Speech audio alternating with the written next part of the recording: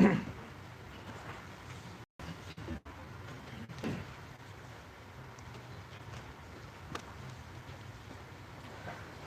عليكم ورحمة الله وبركاته.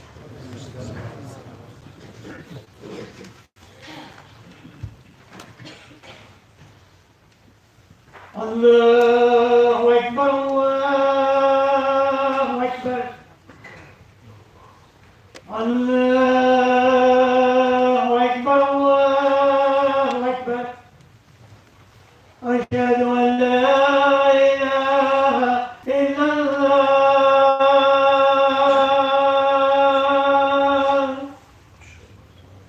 أشهد أن لا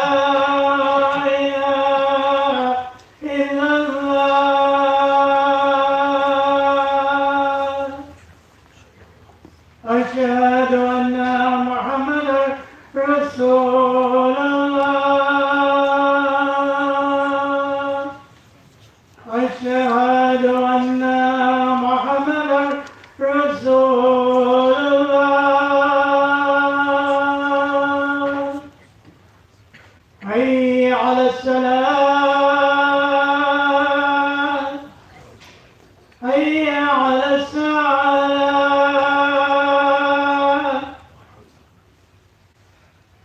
حي على الفلاح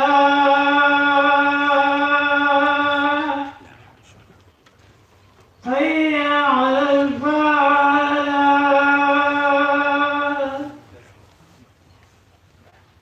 الله أكبر الله أكبر لا إله إلا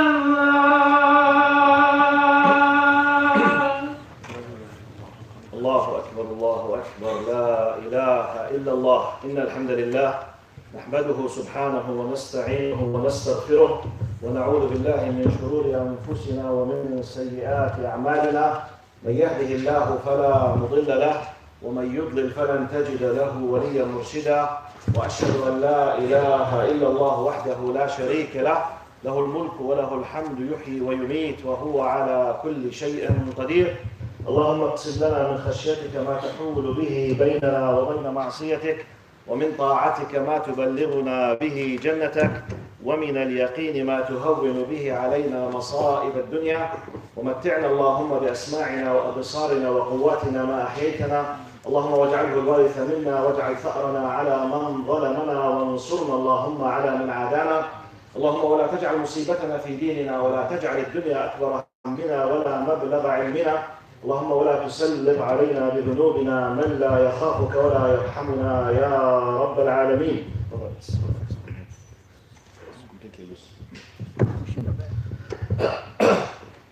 اللهم اقسم لنا من خشيتك ما تحول به بيننا ومعصيتك يا رب العالمين، واغفر لنا وارحمنا وعافنا واعف عنا.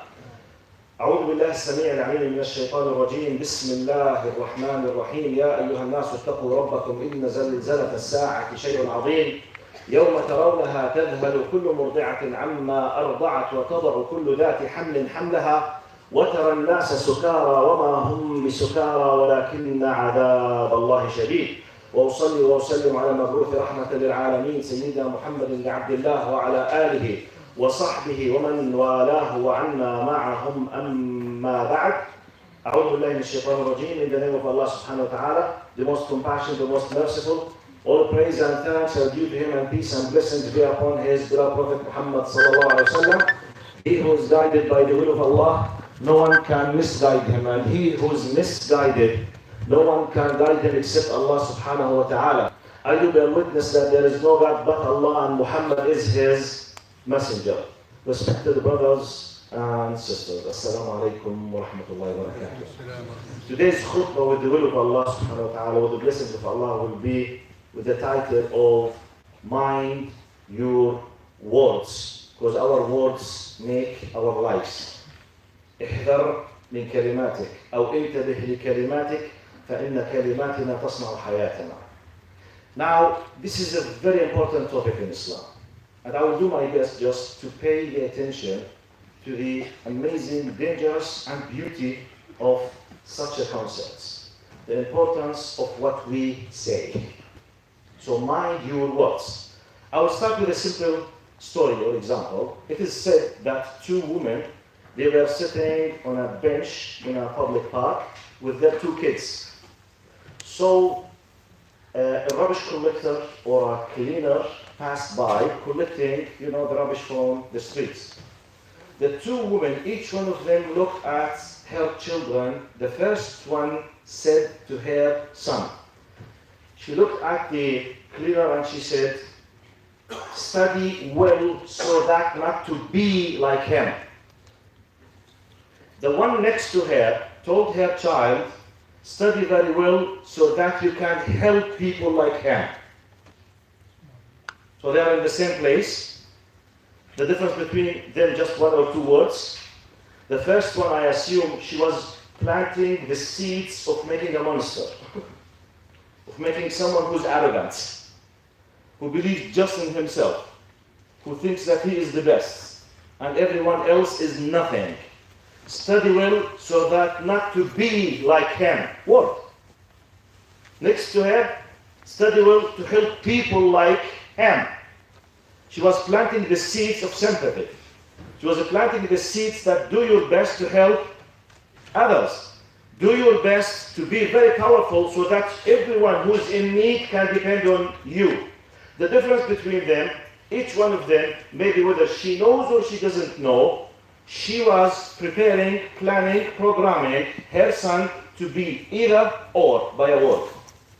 So let's not underestimate the value of a word. Let me pay attention to the following facts in Islam.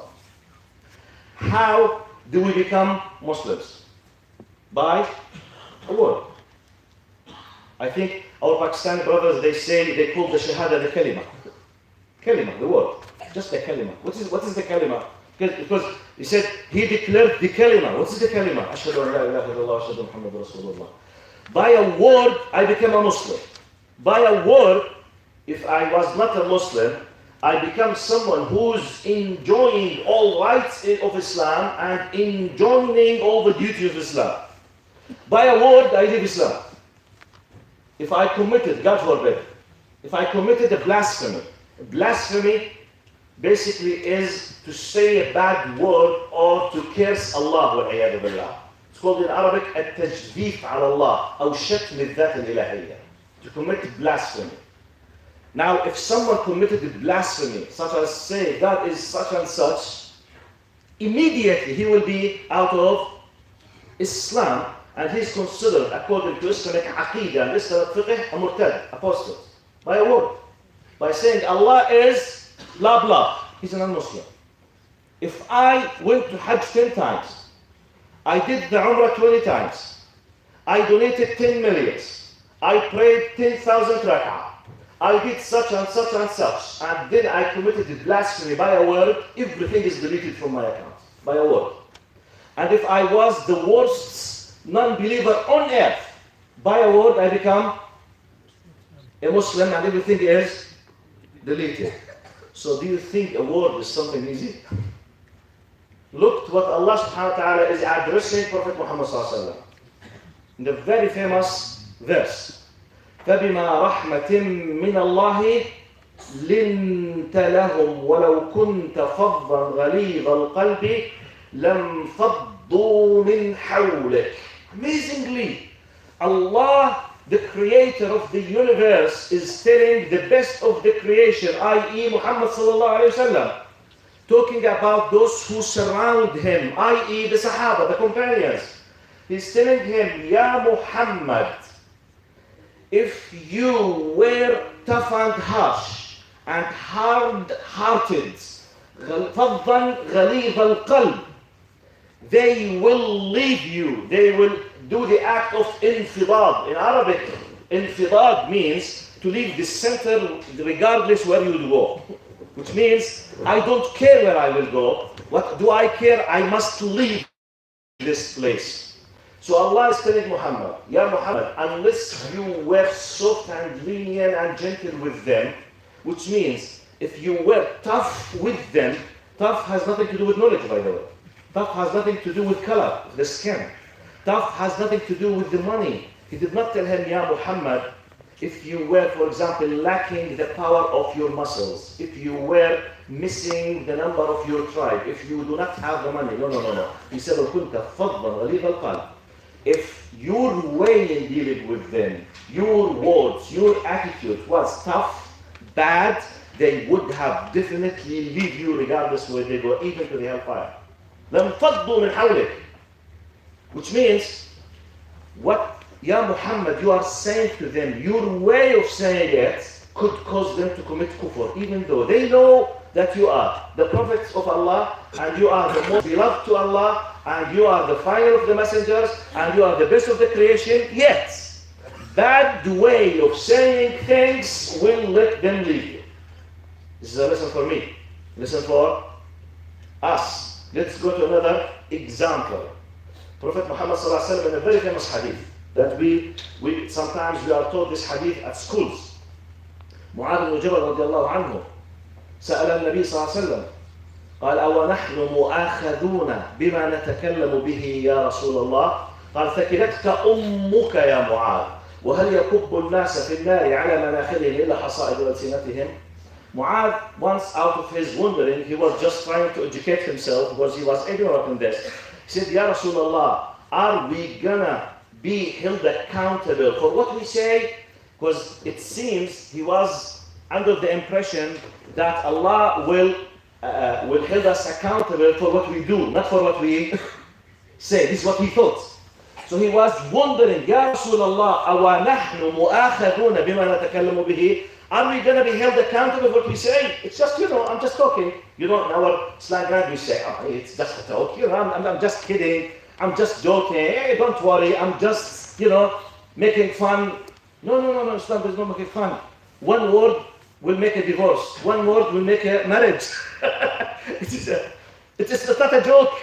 The word that comes, that I utter, is not a joke. قال ثكلتك أمك يا معاذ. Now the word ثكلتك أمك. And in Arabic, it could be translated in English, woe unto you, Mu'adh. What are you saying? How you dare to say it? وَهَلْ يَكُبُّ النَّاسَ فِي النَّارِ عَلَى مَنَاخِرِهِمْ إِلَّا حَصَائِدُ أَلْسِنَتِهِمْ. Do you think there is anything else other than the fruits of our tongues that would throw us on our faces in the hellfire? Which means, as if the Prophet is trying to say, this is like high, rhetorical, stylish way in Arabic, which means there is nothing like what comes out of our tongues that would throw us in the hellfire. This is the response of Prophet Muhammad sallallahu alayhi wa sallam. So, and now you will become a husband, you will become a wife by what? Word. Ijab wa qabul. Do you accept this man as your husband? If she said yes, with the presence of the wali, the guardian, and the two witnesses, she will become what? A wife. Word. Just by saying, I accept. That's it. She's a wife. If he said, you are divorced, they have started a new status in their life. Talaq raj'i out. It's not a joke. What we say is definitely is not a joke. So let's count to 10, respected brothers and sisters, when we want to say something. Look what Allah subhanahu wa ta'ala says in this ayah. يا أيها الذين آمنوا اتقوا الله وقولوا قولا سديدا. All who you believe, or believers, be mindful of God and say what is right. قولوا قولا سديدا, which means say the right thing. Don't say the bad things. Now, what is the result? يصلح لكم أعمالكم ويغفر لكم ذنوبكم ومن يطع الله ورسوله فقد فاز فوزا عظيما. He will bless your deeds and forgive your sins, and whoever obeys God and His Messenger has truly achieved a great success. How the ayah was started? قولوا قولا سديدا. Now talk about the words. To show you the importance of the word. Prophet Muhammad sallallahu alaihi wasallam, when he was asking his uncle Abu Talib, was asking him to say what? Was he asking him to move the mountains of Mecca? Was he asking him to pay millions of golden dinars? No. Was he asking them to say one word? Ashhadu an la. They know the importance of the word. That's why Abu Jahl refused to say it. Even if Abu Lahab refused to say it. They could have said it just to stop the headache from their point of view. The headache of Muhammad sallallahu alaihi wasallam. يا عم نحكيها وذات's it. خلاص okay. We'll say أشهد أن لا إله إلا الله. Okay. Are you satisfied? خلاص يلا let's do our job. No. They know. If they said it, they know what does it mean. It's a word.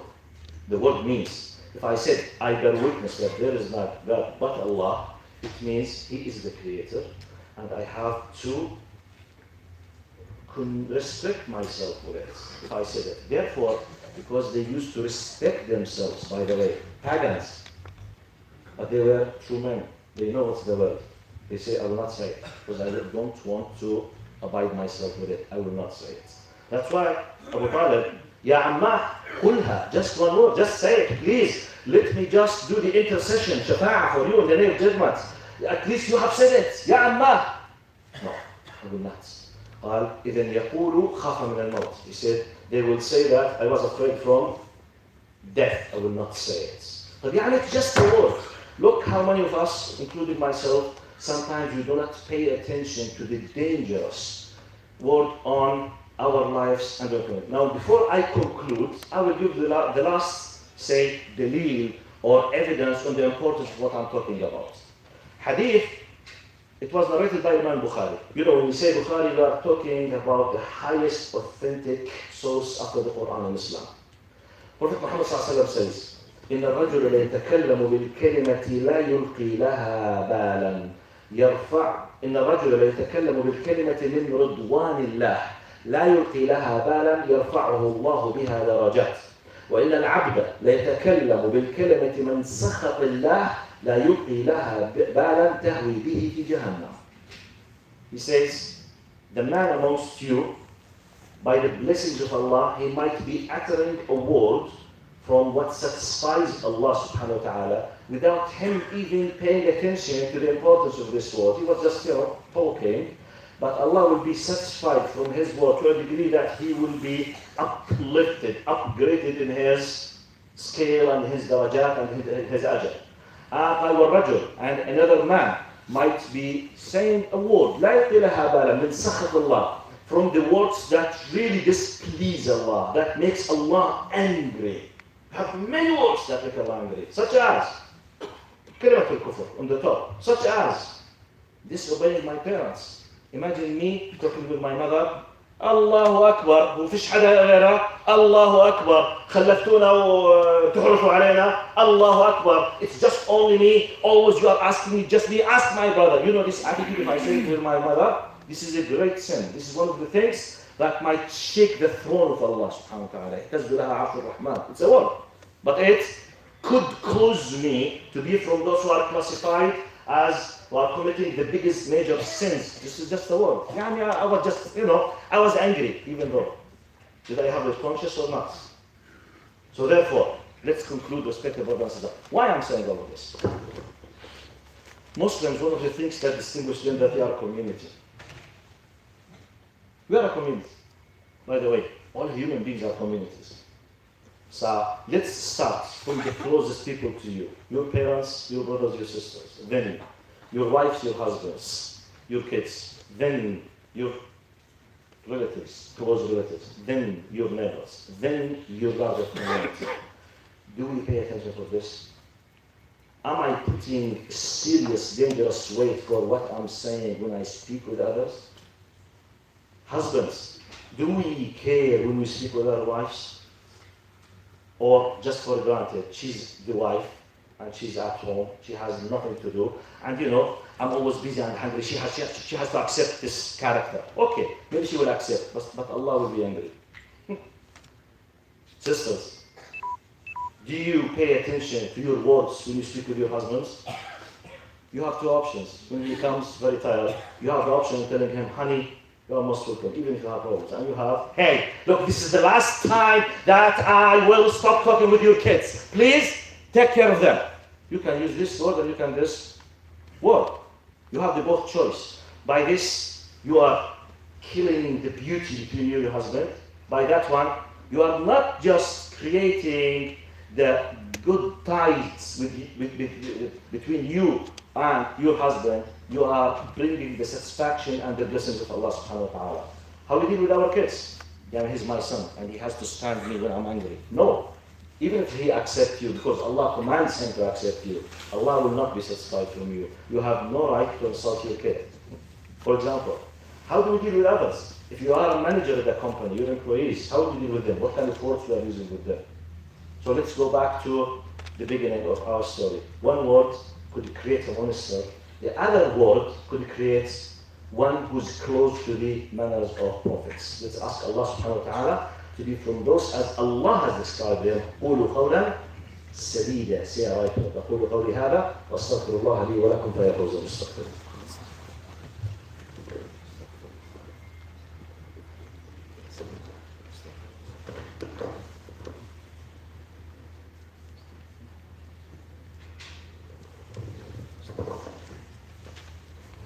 بسم الله الرحمن الرحيم. إن الحمد لله نحمده سبحانه ونستعينه ونستغفره ونعوذ بالله من شرور أنفسنا ومن سيئات أعمالنا. من يهده الله فلا مضل له ومن يضلل فلن تجد له وليا مرشدا.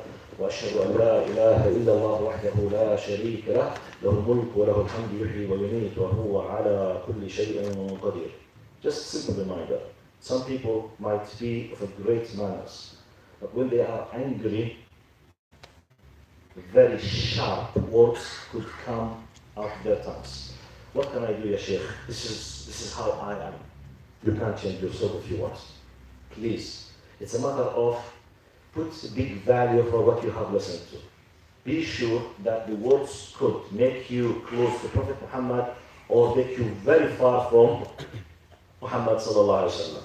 Prophet Muhammad sallallahu alaihi wasallam said, أقربكم مني مجلسا يوم القيامة أحسنكم خلقا أو أحاسنكم خلقا كما قال.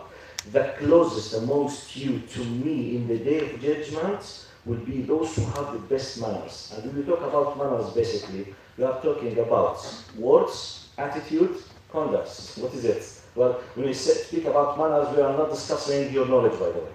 We are not discussing the power of your body. We are not discussing the weight of your muscles. We are not discussing the amount of money that you have. We are not discussing the power of your skin. We are not discussing the number of your relatives. We are discussing your attitude, your words, the way how you behave and you talk. That's it. This is Islam, my God. This is Islam. And you know that the majority, especially in the far east, basically, most of the people, they came to Islam how? Through the good manners, nice talks, beautiful words, good attitude. Millions of people of Indonesia, Malaysia, they came through this, through the merchants, the traders, how they deal with them. I think as a Muslim community, really, you must put, if you think that you can't, believe me that you can. Just first step, put the real value for this topic in your mind. Give it a big value. Be afraid of it. 2, take a decision that I want to change myself. Take a decision. Once you have taken the decision inside yourself, indirectly your mind will start thinking, how can I do it? Don't think about the how. Don't say, oh, no, I can't. No. Inside yourself, just take a decision, I must change. I will change. Once you take a decision, Allah will help you how to do it. And gradually, just put like a program for yourself. Imagine, I remember myself, I was very tough with my mother when I was a young kid. Before I started becoming a religious person and understanding that this is a major sin, I used to be very nervous, very tough, especially with my mother. And really, it was part of my character with her. It was more than 35 or 38 years ago. I was still young. I understand, but simply I don't care because I was not religious. First, this is my personality. She has to accept this. As simple as that. I can't control myself. When I realized how haram and how major sin this is, okay, I'm facing a problem. I'm not able to control. But once I realized that this is a disaster, it's not just a simple problem, it's not a minor issue. I might be guaranteeing a seat in Jahannam by this. So, you must let yourself be afraid of this, really. By the way, fear is very healthy to a certain extent. You must fear Allah. You must fear losing your ajr. You must fear losing the love of the people around you. You must fear it. On top of that, you must fear that Allah might be not satisfied from you. So put these things. Now the fear that you will have, the fear that you will obtain basically will help you to take a decision. Once you take a decision, now gradually put a program and try to punish yourself whenever and try, for example, every time I do something wrong, for example, I will punish myself by donating, for example, $50 to the masjid as a punishment for me. Every time I was a little bit tough with my mother, I will punish myself by 2 days of fasting for the sake of Allah and no one knows. Just to try to push myself to change the bad habit of saying sharp words against everyone. Once I control myself, you will start feeling the beauty of Islam because everyone will love you, regardless of your color, money, knowledge, power. It's just your word and your attitude. You will be one of the best people. And this is Islam. I ask Allah subhanahu wa ta'ala to help all of you. Before I start the dua, I was asked to remind you by the community of the masjid that today and every Jummah, you have a special best halaqah here, especially for the family. Today's halaqah, inshallah, the topic will be about the difference between blind faith and rational faith. It will be after Isha at 7:30. And I urge you really to do your best to come with your families here to listen. You know, faith basically is the pillar of Islam. If you understand your faith on a true basis, everything else will be marginal. Do your best to attend, encourage your neighbors, just make, you know, sometimes we spread through the WhatsApp, say for example, tens if not hundreds of jokes. Just okay, let them have a laugh, which is good sometimes. Good, it's good to spread, you know, happiness. Just a reminder, Assalamu alaikum, we have a halaqah salam. If you are, you don't know, maybe one out of the 100 that you contacted them, if they came,